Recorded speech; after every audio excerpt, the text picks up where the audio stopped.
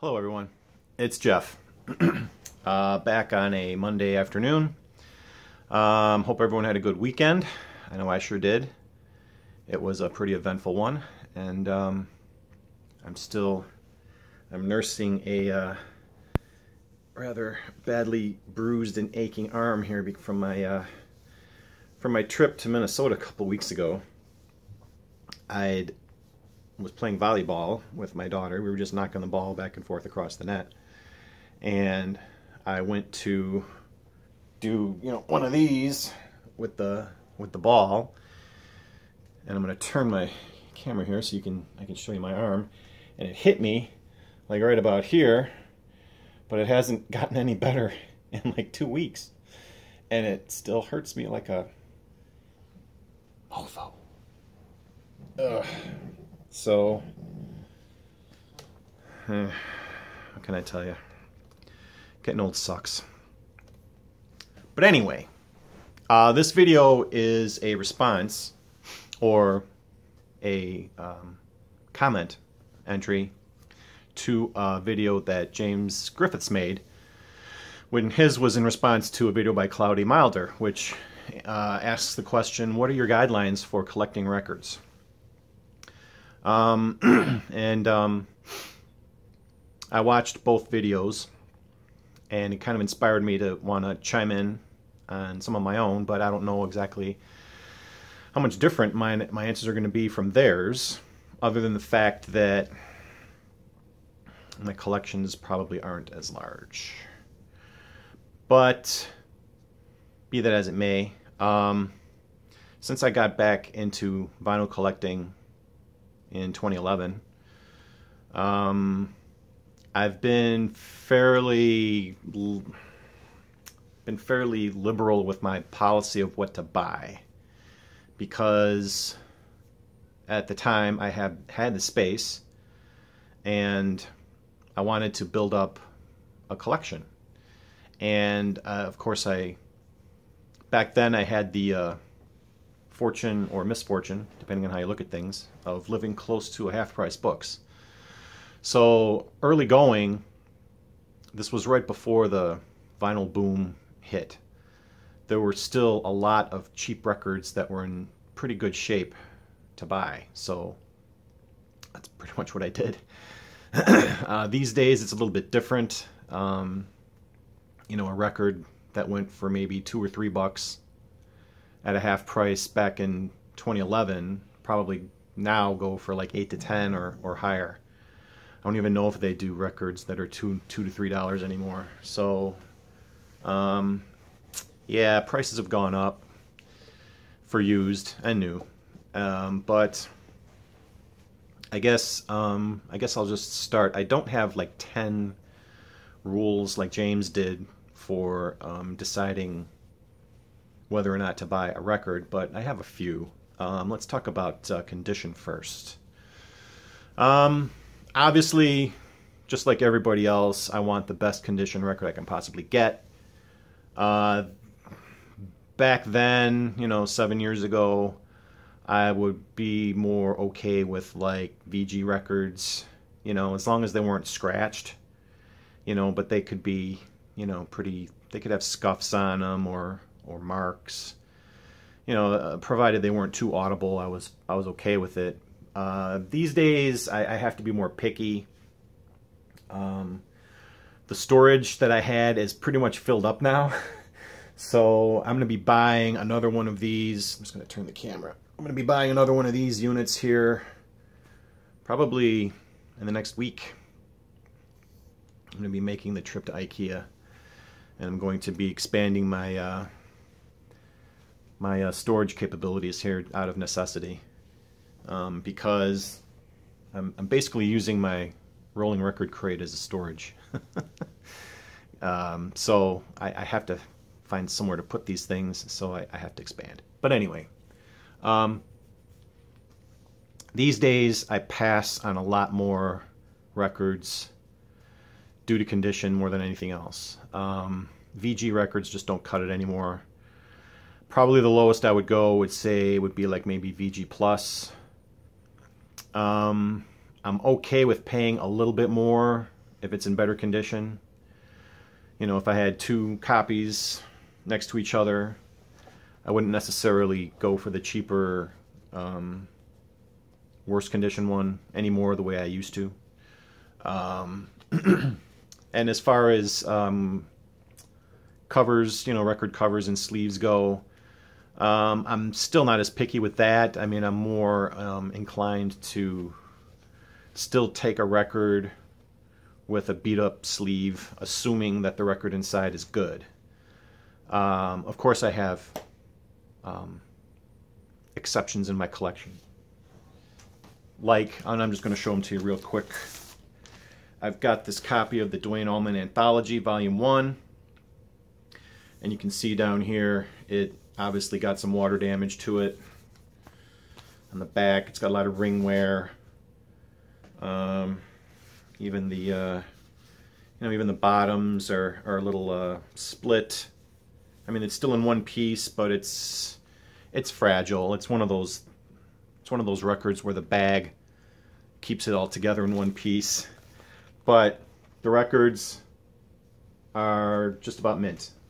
So that's why I made the exception. So yeah, you know, this one's not in the greatest shape, you know, with the cover, but the records and the music are good, and that's really my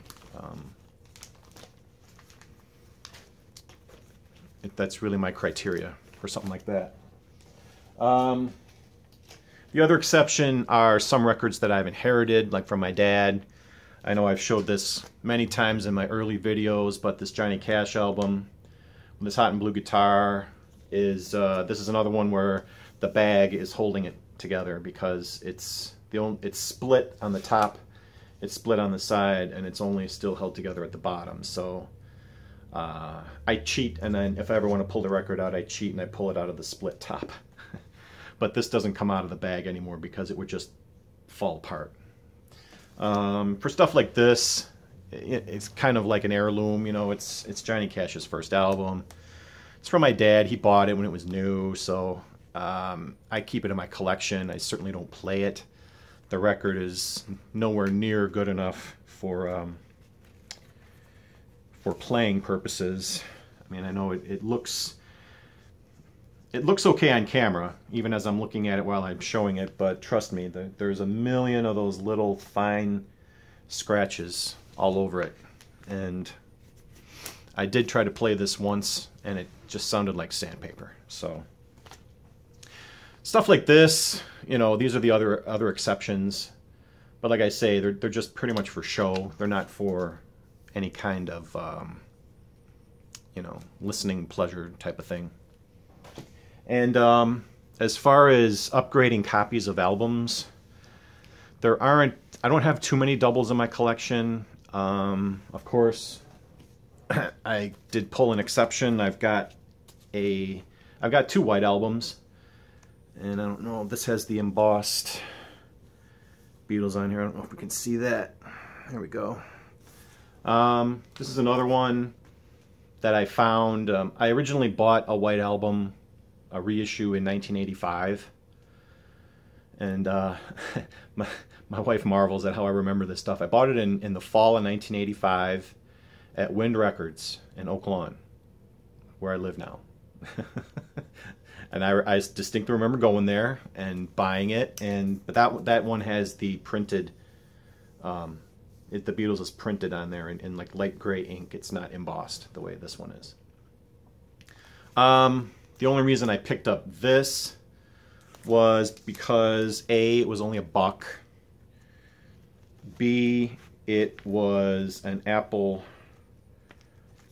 label pressing, which I'm not going to pull out and show you. Just trust me, it's an Apple label white album. This is probably an early 70s reissue, I think. It doesn't have numbers on it, so I know it's not like from the original run, but I wanted to have an Apple pressing of the white album, and the records inside are in stellar shape, and they sound way better actually than my reissue. I did an A/B test on it, and you can tell the difference. So For stuff like this, as far as like upgrading or doubles, I don't really do that anymore. I mean, the only other exception was that Johnny Winter album recently that I got. The Progressive Blues Experiment. I found a better copy at a record show, and it was for a decent price. So, you know, like I say, there's exceptions to everything, but on the whole, record has to be in good shape. Has to be better than VG, and hopefully not warped, of course. That pretty much goes without saying. But I'm a little more easy to please as far as sleeve condition. So as far as condition goes, that's pretty much my criteria. I mean, I know it's not rocket science. It's pretty much the same as everybody else's. But that brings me to my second point. Why you buy the record. Why do you want it in your collection? That's really more the driving force than condition. I mean, condition is after you actually have it in your hands and you found it and you're looking at it. For me, like I said, early on, it was to build a collection. It was, part of it was to reacquire records that I'd lost. Part of it was to have some of those Touchstone albums that I never owned before on vinyl, like, you know, the Pink Floyd albums, Dark Side of the Moon, The Wall, you know, Animals, stuff like that. I guess spur of the moment does play a part, especially when you're at an estate sale and you've come across, you know, a large cache of records and you're looking through them and you're finding things that you would like, and the price is good, and you're like, oh man, I really, oh, you have that thrill of the hunt and the find of something that, you know, you may have had in the back of your head to look for, or, you know, like I said, it could just be an impulse buy. That certainly plays a factor, but these days I let the condition dictate how crazy I go as far as impulse buys. Like at the record show I was just at last weekend, you know, there were several other records that I probably would have bought, could have bought, if I didn't care so much about the condition. So, and for financial reasons, obviously, too, I can't buy everything I want. So, I guess as far as psychological reasons, emotional reasons for buying records, you know, the heat of the moment does play into it, and just I guess personally for me, I'm a collector, and sometimes you have collectors that, like James said in his video, that just collect specific things, you know, like I just want, you know, like if you're a comic book collector, all right, I just want, you know, X-Men from the 80s or something, or I just want this particular artist who drew it, or this particular storyline.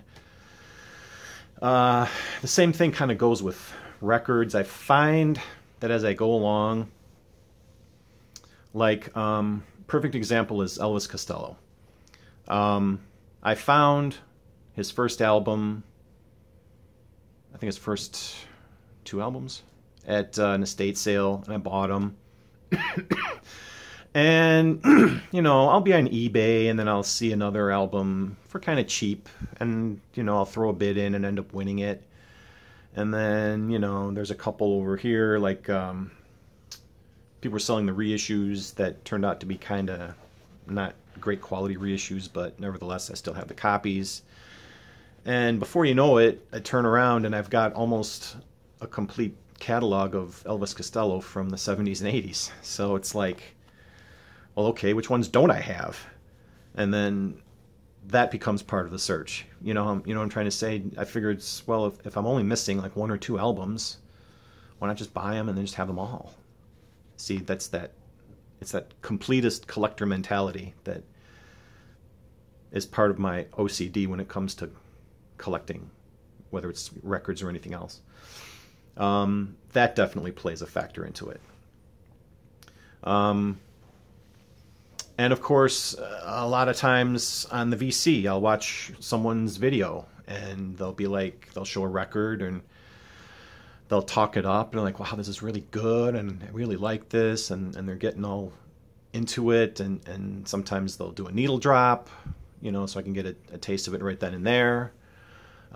If they don't, and my interest is raised, I'll search it out online, you know, see if there's a YouTube video for it and stream it.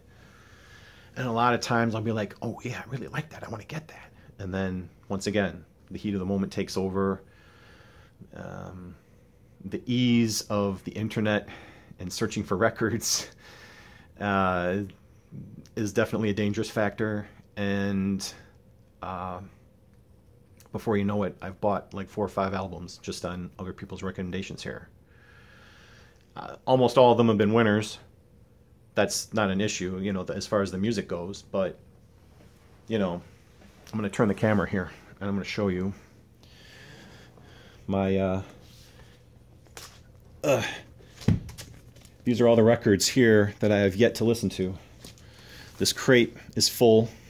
I've got this stack here, plus I've got that stack from the record show that I haven't cleaned yet.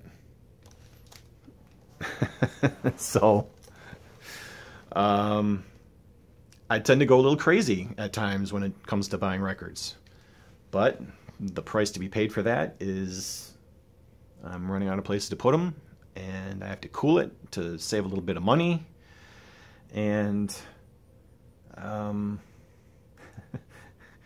it's not a question of, you know, going into the poorhouse or anything over it, but, you know, I have to listen to stuff I buy and work through this stuff before I get more. But the problem is you see stuff you like, you see stuff you want, or you come across it, and you just, you know, it's like the angel on one shoulder and the devil on the other. You know, the one's saying buy it, buy it, buy it, and the other one's like, well, maybe you should wait. No, no, no. And sometimes one side wins, sometimes the other side wins.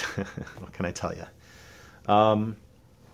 But yeah, as far as guidelines go for collecting records, there's really the only hard and fast rules, like I say, would be the condition, like I talked about.